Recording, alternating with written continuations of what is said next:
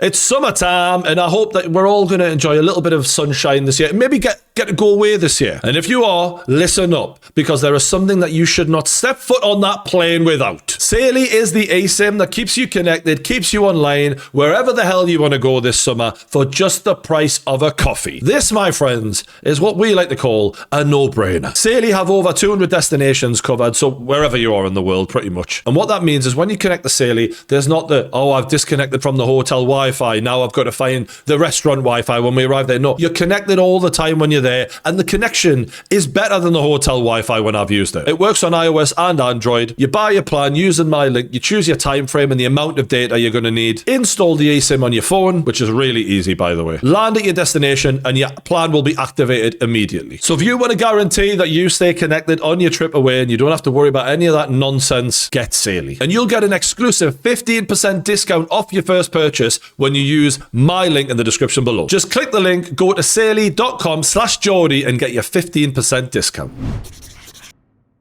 I've been doing this job a while now, and as you can imagine, things don't really shock me anymore. Well, today I'm shocked, because last night I watched a body cam video of police officers arriving at the scene of a crime. They found a teenage boy laying on the floor, dying. He's barely conscious, he's bleeding heavily. A witness tells the police as they arrive, this kid's bleeding. The boy himself manages to struggle to get the words out. He tells the police, I've been stabbed 4 times. He tells the police, I can't breathe 9 times. And their response was to put handcuffs on him as he bled to death face down in the gravel. And I guess the reason they thought that this was the right thing to do was because the man who killed him, who was stood very close by without a single scratch on him, claimed that the young boy was racist. This should be a wake the fuck up moment for this entire country, this. I was watching this video and I literally had my hand over my mouth like, what the fuck am I seeing here? And we're going to play the video later in this video today. So brace yourselves. But also, for context, I'm going to tell you what was read out in court and what actually led up to this moment where the police arrived. Because only then can you understand the brutality that this young kid was put through in the final moments leading up to his death. Now, this is Henry Novak. He was 18 years old. He was at university in his first year of uni. He was walking home from a night out with his mates in Southampton on December 3rd last year. He was well under the drink drive limit. He wasn't drunk, but he was in good spirits and he was filming some Snapchats, having a bit of a laugh on Snapchat. The Snapchat show he was lighthearted and in a good mood. Now, along this walk, he encountered this guy, 23-year-old Vikram Digwa. Vikram claimed at the time of their encounter that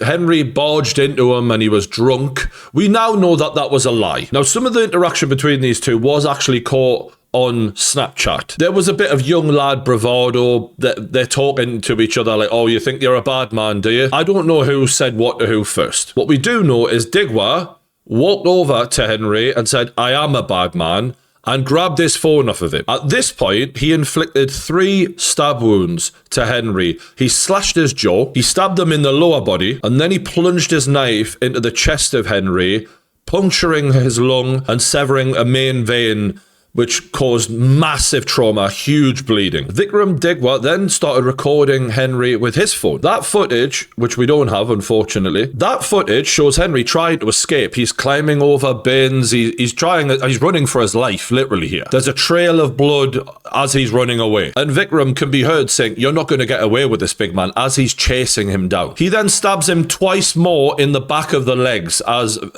Henry is running away. He later said he didn't mean to stab him in the chest and it was self-defense. This was the 8-inch knife he used to kill Henry. Apparently this is some sort of religious knife. I didn't even know this shit existed, to be honest with you. It sounds mental to me that anyone can walk the streets with a knife like that on and claim it's in the name of religion. I think this is insane, especially in this day and age when knife crime is through the roof. No one should be allowed to carry knives like this. I don't give a fuck what the reason is. And you can see the blood of Henry still on the knife there. Vikram might not have known he was going to meet Henry that knife, but he knew at some point he was going to use that knife because it took nothing for him to kill this boy in cold blood. Little bit of back and forth bravado on the street, and he took his life for nothing. Now at this point, Henry is on the floor, bleeding to death, begging Vikram, his murderer, he's begging him, please help me. As Digwa is taking videos and photos of him as he suffers, mocking him, taking close-up photos of the injuries he's inflicted on him. Henry can be heard, I think, on security camera saying, "I'm dying." To which Vikram replies, "You're not dying, bro." Henry says, "You stabbed me." "No, I didn't." He's gaslighting him, basically, in his final moments. Now, Vikram, instead of calling an ambulance, decides, "I'm going to call my family and try and get them to help me out of this shit." Such a big man, clearly. Got to call mummy to find out what I should do now. What's mad is one of the neighbours, hearing commotion going on, actually rang the police at this point and said, "I think someone's being stabbed." And no one reacted. The police did nothing. As Vikram Digra is outside recording this kid, the family of Vikram arrive on the scene. His mother takes the murder weapon and runs off home to hide it. It was later found amongst a collection of other weapons Vikram apparently had. Lovely family. Vikram and his brother then concoct a plan to call the police and pretend that they've been racially abused by Henry, who's still lying on the floor bleeding to death. Yeah, we just been attacked by someone racially. Yeah, this right. He just attacked it. Took his starter. Sorry? Huh? Sorry, we just got attacked racially by some white person. Right, okay. Whereabouts are you? We're on Belmont Road. Just out in the street, are you? Sorry? You're just in the street? Yeah, literally, I just parked up my car to come home and he attacked my brother. So Vikram's brother made that call and the judge has confirmed that this was all a lie. There was no racial abuse, there was nothing. And we'll get into why a little bit later they knew to make this kind of call and how it would influence the police. We'll get into that. But while waiting for the cops to show up, Vikram Digra and his family actively prevented Henry Novak from receiving any medical help. They wasted what little time could have been used to save his life in restraining him and telling him he was racist. Vikram continued denying he'd stabbed him, saying, "You're drunk, bro." Even Vikram Digwa's father said, "You're pretending to be hurt. You're not hurt." All gathered around him as this kid's lying on the floor dying. As the police were arriving, Vikram Digwa's father had been propping Henry up against the wall, presumably to make it look like he was in a better state than he actually was, because he couldn't support his own body, you see, because he was dying. He explains to the police, "I was just keeping him up because he kept flopping over." Which begs the question why the police didn't consider, why does he keep flopping over? Maybe he's fucking injured. Now we're going to watch the body cam and show you what they did when they arrived.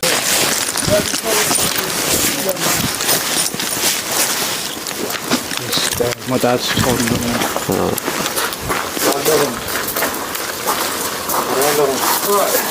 He keeps dropping side to side, so I'm just trying to keep him set up. He's got a mouth full of blood, I don't want him. He was on the bin on the other side of this gate. He's jumped over these fences and stuff like that. And he's up here. Away, mate. He's obviously fallen from there and he slipped from there. There's other shooters left over there, mate. What's your name, mate? Huh? Has anyone been hurt other than him? Yeah, me. He's grabbed my brother, he's took my turban off, started grabbing my head. Are you injured? Yeah, I've got swollen eye, a little bit. Nothing wrong with him. A whole turban off the head, all a lie. The whole thing was a lie. Not a mark on him. Alright, just step back a little bit for me. Someone flag these down.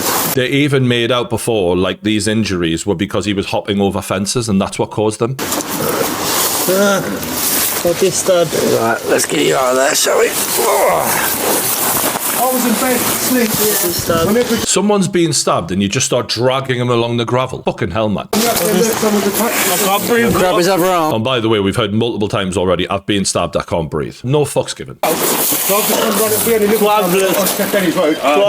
Call ambulance, he says there. What's happened to you, right?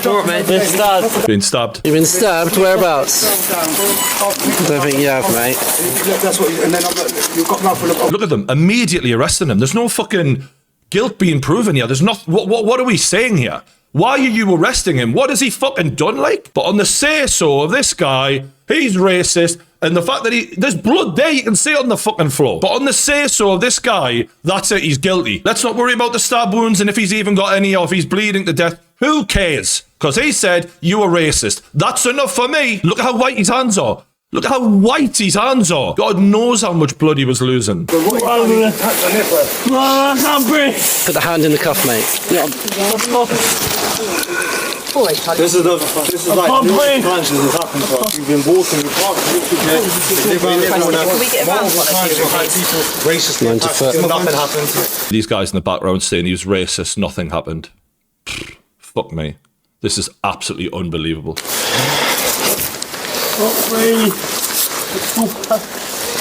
He's saying he's been stabbed, so Where let's is it just you check think him. you've been stabbed?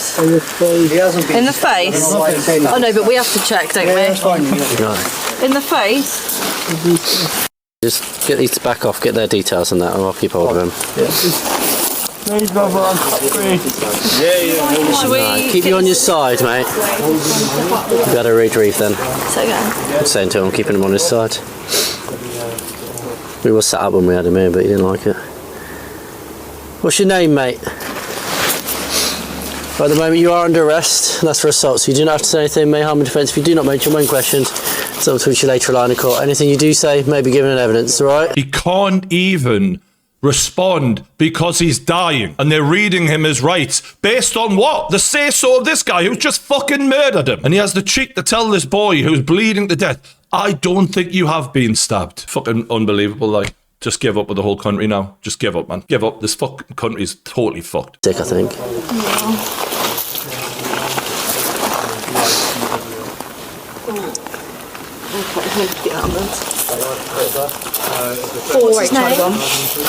just want you to call it. He's out of it. He's done. He's finished. He's dead. And that's how he died. By being read his rights and being told he wasn't stabbed. And the people around them saying, you weren't stabbed. There's nothing wrong with you. You were racist. And the final thing he died believing was that these police officers thought he was racist. And a cop saying to him, I don't think you have been stabbed. I don't believe you. You're a liar. They didn't even check him. They didn't even care. They just immediately believed this guy's story, who'd actually killed him. And we don't even need to work out what's going on here. Let's just get him in the van. He's guilty. Now let's have a quick listen to what the head of the police had to say as to why his officers behaved the way they did. And he called the police, not the ambulance service. He lied on that call.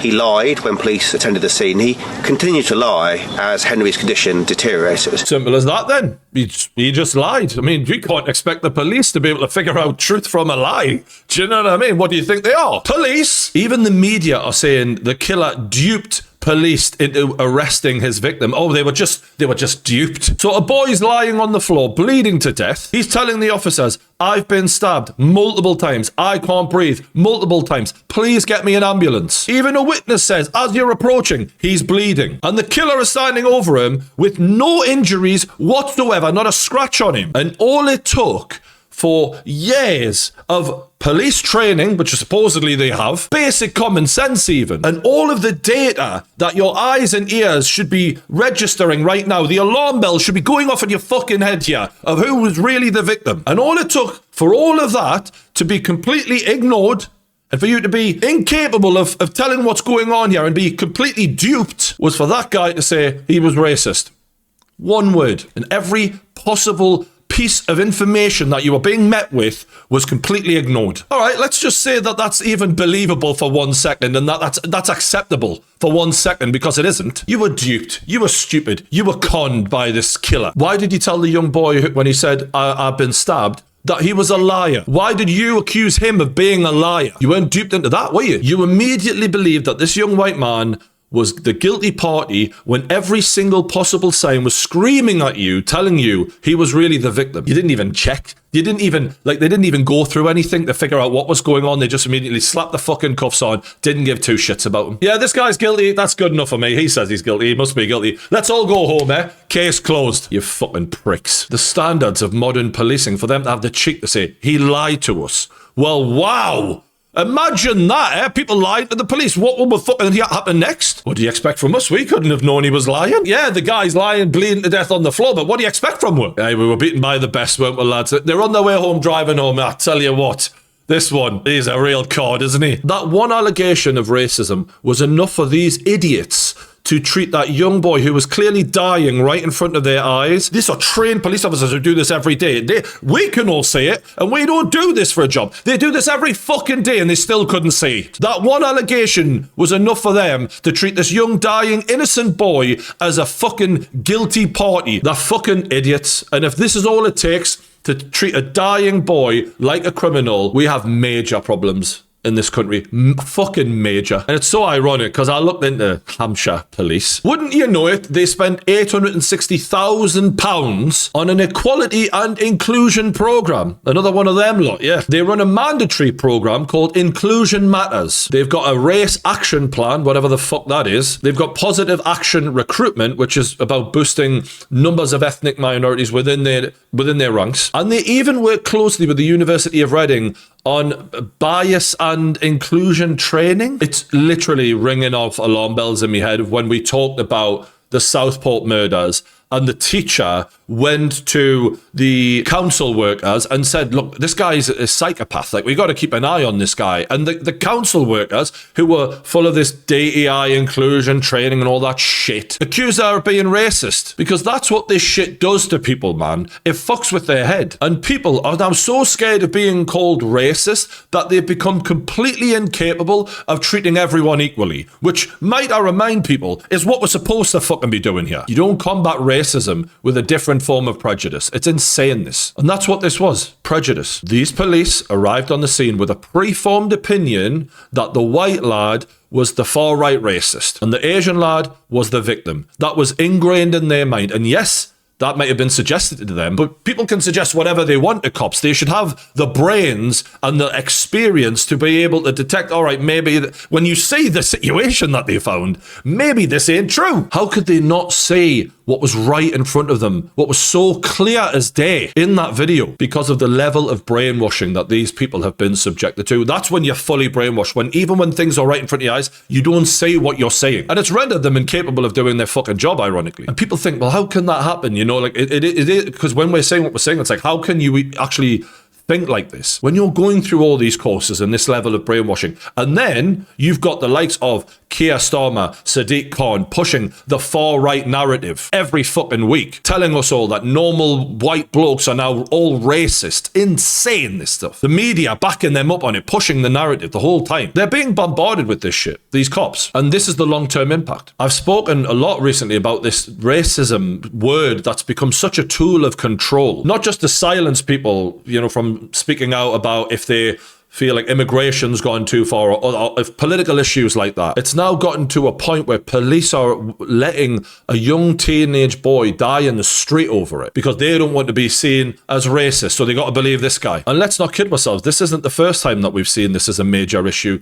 Thousands of girls in the UK were raped repeatedly by grooming gangs. The police knew what was going on. They knew fine well. They did nothing. All because they were scared to appear like they were singling out one group and being racist. And this is the thing about this case that really brings it home to me is the bad guys in this instance knew that that was a weakness that they could exploit here. That 999 call, it worked perfectly for them. It immediately put the police in a position where they were going to believe these guys straight away, because the power of racism and that this word that's now so dominant in society, it would immediately force the police to be on their side. That one little phone call meant that those police showed up thinking immediately, this boy who's bleeding to death after being stabbed all over is guilty until proven innocent, which is not what the police are supposed to do, as far as I was fucking told from being a kid. But that's how they've been reprogrammed. And the criminals know that two-tier policing will enable them to pull shit like this. And it worked. And no one is more guilty of creating this culture in this country than the likes of Keir Starmer, Sadiq Khan, and the media. They are part of the reason why a normal, innocent, young white lad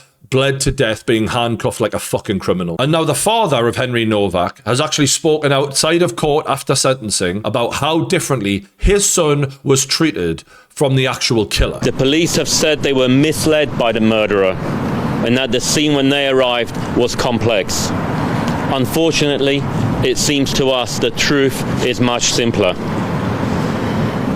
The police were told by our son himself and by a member of the public who called 999 that they heard someone shout that they had been stabbed.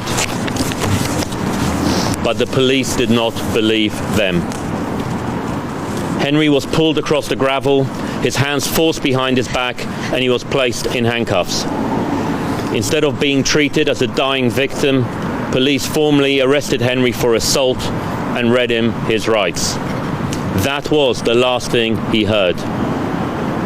Henry did not die with dignity. He did not die with the care he deserved. he lost consciousness before anyone believed him. Let me be absolutely clear. We hold Vikram Digwa solely and 100% responsible for the brutal murder of our son. But Henry should not have died on the streets of Southampton in police custody. The way he was treated was inhumane and degrading. His murderer, however, was afforded decency. He was believed. He was not handcuffed when arrested. He was not handcuffed when transported to the police station. As far as we understand, he was never handcuffed at all. And, as Vikram Digwa himself told the court, whilst under arrest for Henry's murder, police even took him to the kitchen so he could choose his food. The contrast is unbearable. How can anyone listen to that father articulate the difference in the way his son was treated as he was dying to the way his murderer was treated and not say, there's a fucking massive problem here, like. Racism happens in all forms. There's no such thing as good racism and bad racism. There's just racism. Everyone should be treated equally. And this is not what is happening here at all. And there was a clear prejudice in the way they approached this. The fact that they just arrested him immediately and didn't even check him over and he's saying I've been stabbed. They didn't even care. They just took this killer's word for it because of his skin color, essentially. This is fucking insane, this, like. And I have to give massive credit to the way that man spoke. The whole clip is much longer. He was a credit to his son, and you can see he was a really good dad. And I read things about how, like, on his birthday, his first birthday that he missed with his son not being there, he slept in his son's bedroom. He slept in his son's bedroom, I think, on Christmas Day. Just heartbreaking, because this was a boy who was loved by his family. Absolutely adored. And one of the words his dad used in the account of him, he said he was very inclusive. And I thought, how poignant is that? Because what they said he was guilty of, he was the exact opposite, according to all accounts about him. Now, one of the things that happened during sentencing, apparently, was someone in the Vikram Digwa family, wearing a turban allegedly, was shouting out towards the family of Henry Novak, racists, still perpetuating the lie confirmed by the judge to try and somehow justify the brutal murder of this young boy. The fact that they're doing that, the fact that the dad was propping him up, trying to make out like he was fine while telling him he hadn't been stabbed, the fact that the mother hid the murder weapon, the fact that the brother lied on the phone call claiming that this was a racial attack, this lot of scum for me, like. Absolute scum. And apparently Vikram Digwa himself, during sentencing, was behaving like someone who was bored, who couldn't be bothered with this. He was sentenced to life imprisonment with a minimum of 20 years and 190 days. So he could be out by the time he is 43 years old. He could live another 43 years at that point. Life should mean life. And honestly, this is why they should bring back the death penalty, in my opinion, because people don't take this shit seriously. As for the cops, I think we should release all the footage. They've clearly cut the footage off right at the end as they start realizing, oh, fuck, we fucked up, he's dying. They've cut that bit off. We should see that. I bet that's worse than what they've released. I want the CCTV footage released. I want to see all of their mistakes. What about the footage that Vikram Digwa himself recorded? We should have that as well. We should realise the true brutality of this situation, because this should be a fucking mark in the road for this country. We cannot continue to treat people differently no matter which way it is, based on their skin colour. And that's what happened here. And the cops involved should be prosecuted. That guy who says, I don't think you have, mate, he behaved so appallingly